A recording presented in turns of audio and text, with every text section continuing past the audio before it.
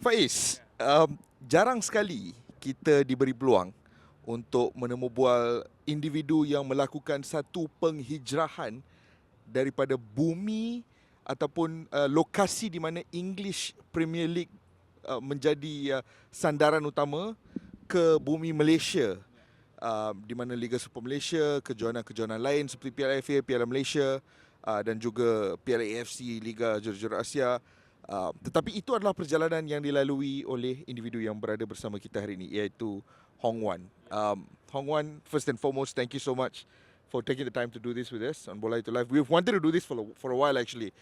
Me and Faiz have been talking. We've been requesting. Yeah, we're big fans of you on the pitch as a footballer. But before we get into details about the work that you do on the pitch, first and foremost, how exactly are you feeling at the moment, life at JDT? Because 3 years ago, life must have been completely different to what it's like at the moment. So tell us a little bit about just how is life generally like at the moment, being in Johor, playing for JDT.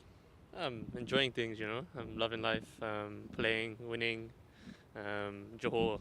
Winning, that's the key word. Yeah, that's the main one, winning, Obviously, we've had a really good start to the year. Hopefully, can keep it going. But, yeah, I'm enjoying it. Like, obviously, I found moving to Johor much easier than I thought, Like, wow, great. It's a great city. It's easy to adapt for me, like, nothing. So, I've adapted to the weather finally, even though it's still a bit hot for me. But, yeah, it's all good. I'm enjoying life.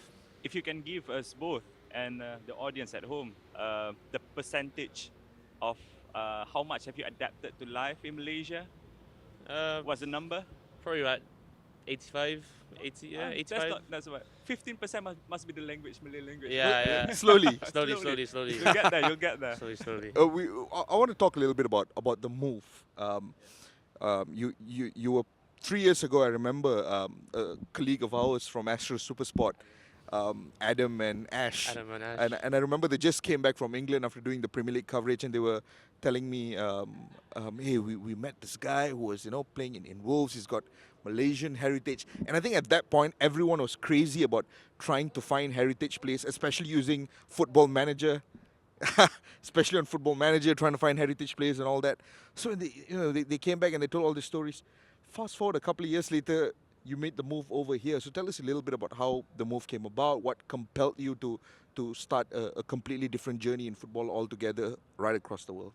Well, obviously, when Adam and Ash came over to see me, I didn't know too much about Malaysian football, but I knew of JDT, And I think from that interview, I got to give credit to Ash and Adam for getting me the move, Because I think, honestly, through that interview, maybe boss TMJ saw that interview and maybe took a chance on me, So I have to shout Adam and Ash for that. But yeah, obviously life now is different. But from that move, what compelled you about the project? What convinced you, rather? Well, obviously after that interview, I started looking more into Malaysian football. Obviously, I saw JDT, the dominance of JDT, and obviously my mother being from Johor, I thought, let me look into it more, And obviously, I looked into more of the facilities. I saw the big project that was happening here, the dominance of Johor, and then sort of when the offer came along, obviously, I wasn't too in and around the first team at that time, so I thought, hey, why not go for it? Try something new, and obviously, it's taken me here, and I'm happy I made that decision.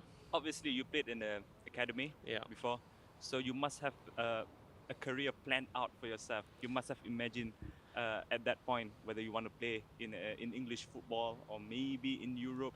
Yeah. How quickly did that change? Now you're playing in Asia. Yeah. Well, to be honest, Asia was always a possibility for me. It wasn't like I ever shut myself off for England only, because I feel like a lot of players in England are like, it's England only. But now you're starting to see more English players start to go to Europe. Now come to Asia also. So it wasn't one where I just thought, England only. So when the offer came, I was like, okay, let me look into it, and then I thought it was right for me, so I went for it, and I'm happy I did. What was your first thought? So, look, like you've agreed to the move. You travel all the way here. You come and visit the place. You join the team. What was that first week like? The overwhelming emotion. What were you experiencing at that point in time? I think I was struggling from heat stroke.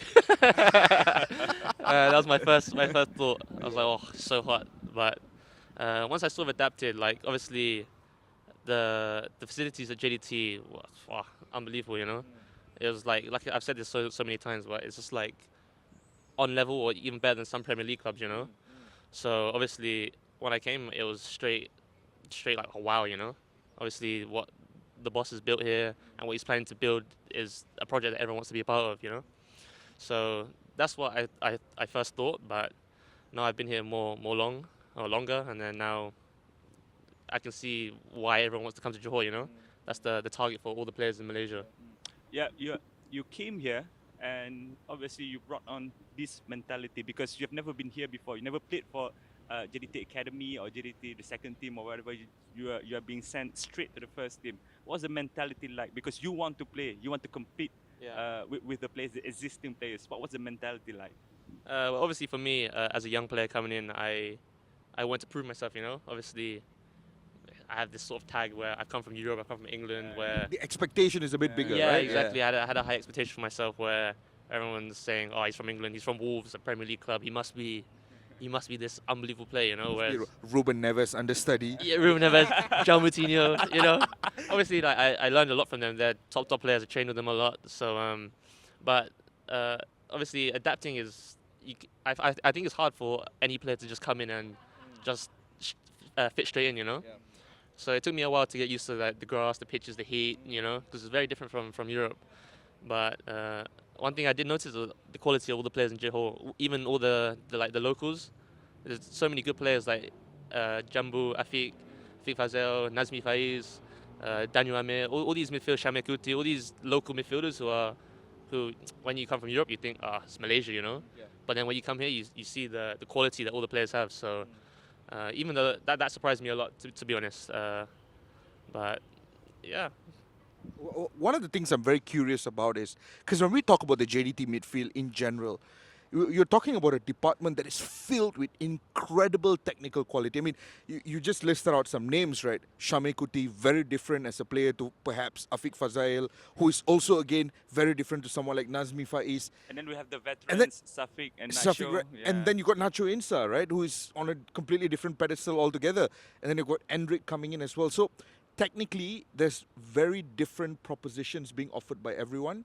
Tell us a little bit about what your role is, what position that you play the best in on the pitch. What do you bring to the table? Well, I think I'm sort of the balance guy, you know. Obviously, we have a lot of attacking quality players in the team, like Forestieri, Bergson, Leandro, Juan, all these top players who want to get forward and score goals, you know. But I sort of have to do the dirty work for them to give that balance for where if we get hit on the counter, like I feel like this year we've been hit a lot less on the counter, you know. I feel like the system that the coaches has given us and also how the players have adapted to the new system where if you watch our games, our regains on the second balls are a lot better this year, you know. So I feel that's all my job to sort of organise and do the dirty work so that our attacking players can score goals and make chances. And that's something you enjoy doing.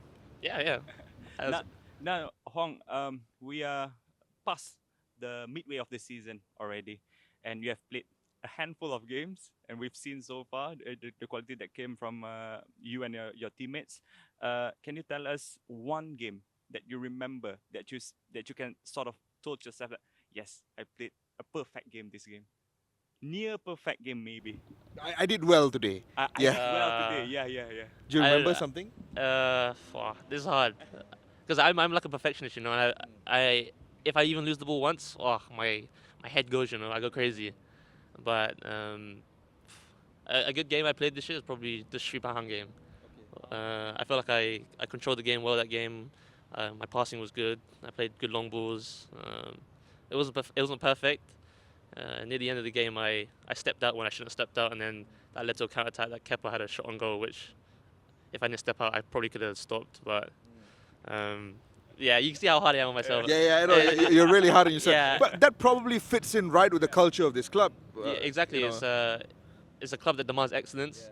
If you see the intensity at training, everyone's on it always, even if you're not even playing. But everyone's working hard to get their spot, and yeah, it's just the culture of the club, you know. We're looking forward to the FA Cup final coming soon. And one of the things I want to touch on is the context of this season. Faiz and I have been watching Malaysian football for years now. We've seen the JDT story evolve every step along the way. But this season, it feels like a completely new level of dominance that we've never seen before. 67 goals scored. I think 3 or 4 goals conceded. It's absolutely insane. You guys are battering rivals that are second and third. We know the obvious answer to the improvisation of quality, the addition of great players. But tell us a little bit about behind the scenes. What exactly is helping build that level of dominance? Well, I feel like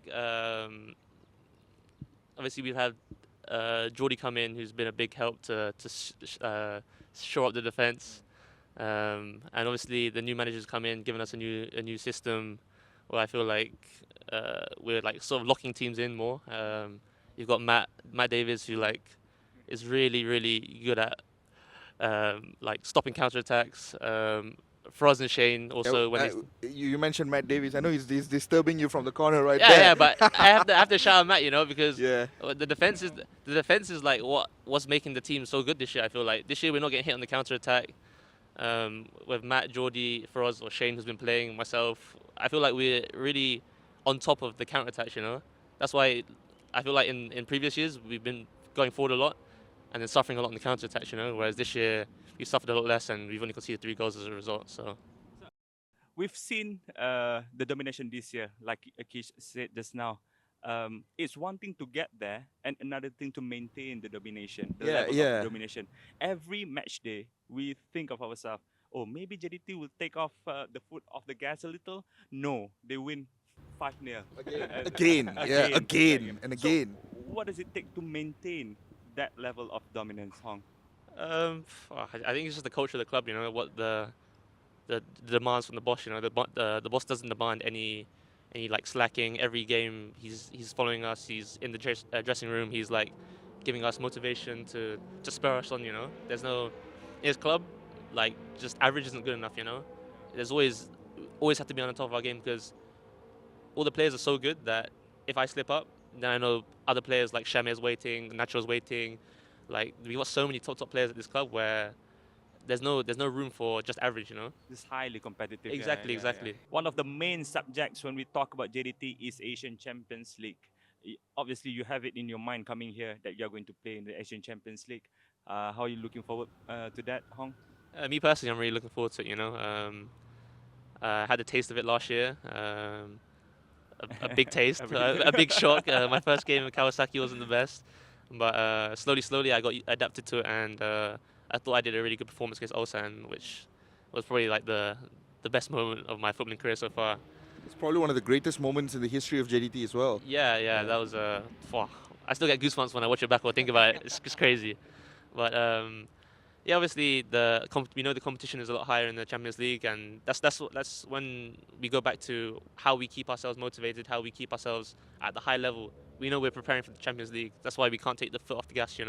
That's why every game we're playing as hard as we can, so we can prepare ourselves for the Champions League where we'll be ready. Because like you said, we can easily just stop, just play. Oh, we're 2-0 up. Let's just relax. But if we keep going, then we know we're going to be giving us the extra fuel in the tank for the last 5 minutes, 10 minutes in the games where games might get tough in the Champions League.